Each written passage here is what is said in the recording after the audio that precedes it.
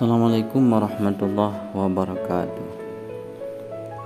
Alhamdulillah, Allahumma salli wa sallim wa barik ala Sayyidina Muhammad Rasulillah wa ala alihi wa ashabihi wa mawalah. Salam sejahtera kepada seluruh pengunjung media kami. Semoga selalu dalam lindungan Allah Subhanahu wa taala, dilimpahkan rezekinya, dimudahkan segala urusannya, dan diangkat seluruh mara bahaya. Tersebut di kitab Badai Zuhur karya Syekh Muhammad bin Ahmad bin Iyas tentang penciptaan bumi. Diawali pembahasan dengan firman Allah Subhanahu wa taala, A'udzubillahi minasyaitonir rajim. Bismillahirrahmanirrahim. Wa huwa alladzi khalaqas samawati wal arda fi sittati ayyamin tsumma istawa 'alal 'arsy. Ayat tersebut menjelaskan Allah Subhanahu wa taala menciptakan 7 petala langit dan 7 petala bumi dalam limit waktu 6 hari. Namun berbeda pendapat dan berbagai pandangan para ulama mufassirin tentang 6 hari penciptaan 7 petala langit dan bumi. Berkatalah Ibnu Abbas dan Syekh Mujahid dan Syekh Dhahak, juga ulama-ulama yang lain, bahawa 6 hari masa penciptaan 7 petala langit dan 7 petala bumi 6 hari dunia. Artinya 6 kali 24 jam. Namun berkatalah Ka'ab dan Ibnu Jarir bahawa masa penciptaan 7 petala langit dan 7 petala bumi 6 hari bukan hari dunia, tetapi hari akhirat, yang ukuran satu hari akhirat itu adalah 1000 tahun hari dunia. Kemudian berkatalah Ibnu Abbas, lama aradallahu ta'ala ayakhluqal ard, manakala Allah Ta'ala menciptakan bumi, Allah memerintahkan angin seluruhnya untuk bangkit. Fasarat hatta hayyajatil miyah, sehingga angin tersebut menghembus terhadap air. Fasara yadribu ba'daha bi ba'din, karena hembusan angin yang kencang terhadap air, air bergelombang. Kemudian dari gelombang air tersebutlah hatta azbada wa taraka mazaban, sehingga bertumpuklah buih. Fasara minhu hashfata bayda, buih tersebut berbentuk bagaikan telur. Fasarat rabwatan kahayati tilil azim, kemudian buih yang seperti bentuk telur, buih tersebut membesar seperti gunung yang rendah tapi luasnya besar. Faja'alal ma', maka Allah Ta'ala menjadikan air semakin mengurang, sementara wazabat yanmu bi qudratillah, sementara buih semakin tumbuh, berkembang, sehingga jadilah wa ahdakal ma' min hauli, kemudian air yang ada di sekelilingnya semakin menghilang. Maka jadilah bumi yang pertama barikah, seperti qurratil barikah, seperti bulatan yang ada di pundak unta dalam air. Kemudian berkatalah Wahab bin Munabbih, manakala Allah Ta'ala menciptakan bumi, adalah bumi hanya satu lapisan.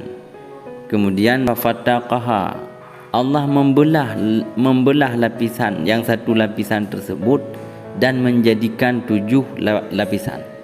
Sebagaimana Allah Subhanahu wa taala ketika menjadikan langit dari satu lapisan, Allah belah, Allah jadikan 7 lapisan.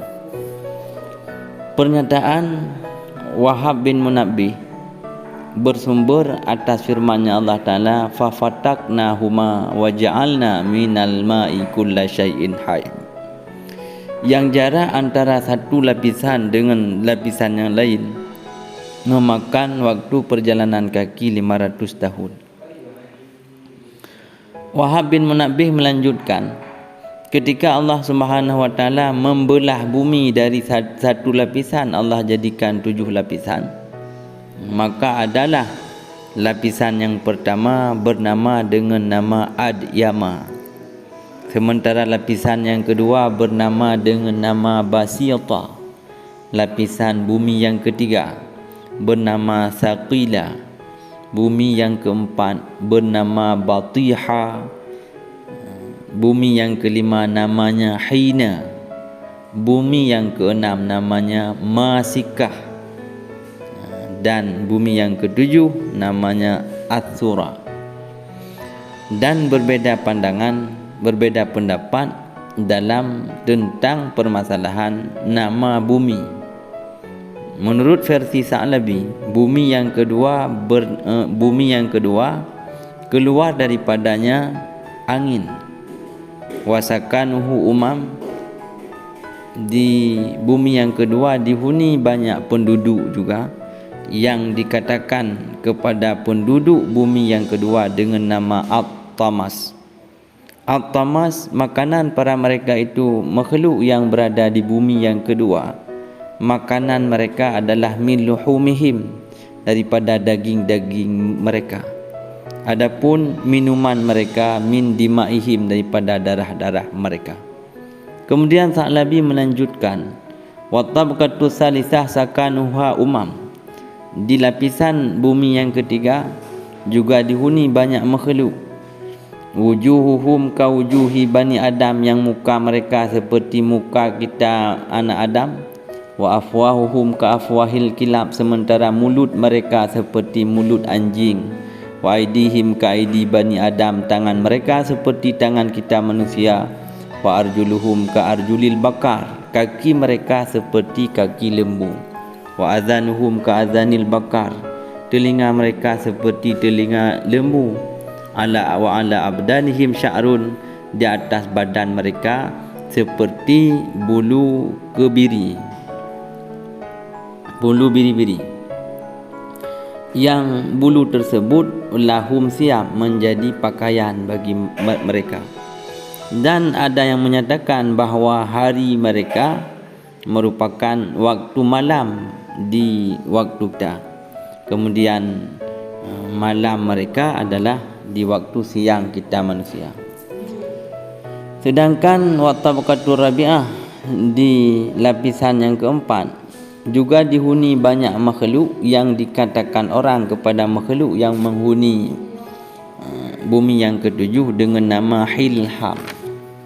Walaysa lahum a'yun, yang mereka itu Hilham, penghuni bumi yang ketujuh tidak punya, penghuni bumi yang keempat tidak punya mata, wala aqdam, dan juga tidak punya tumit, tapi mereka punya sayap. Sementara di lapisan yang kelima juga dihuni banyak makhluk yang dikatakan orang nama makhluk tersebut adalah Al-Khushnu. Mereka ka'amsalil bughal, seperti keledai, dan mereka punya ekor yang panjang ekor mereka 300 zira'. Dan juga di bumi ataupun di lapisan bumi yang kelima ini banyak ular-ular, yang bentuk ular tersebut seperti pohon kurma yang panjang. Daring mereka seperti gigi daring unta. Adapun di lapisan yang keenam dihuni juga oleh banyak makhluk yang dikatakan orang. Nama makhluk yang menghuni bumi yang keenam adalah Hasum. Badan mereka hitam, kemudian mereka punya kuku seperti kuku sabung.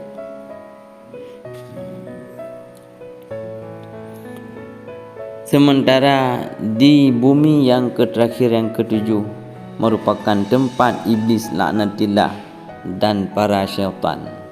Sekianlah penghuni bumi dari bumi yang pertama hingga bumi yang ketujuh. Assalamualaikum warahmatullahi wabarakatuh.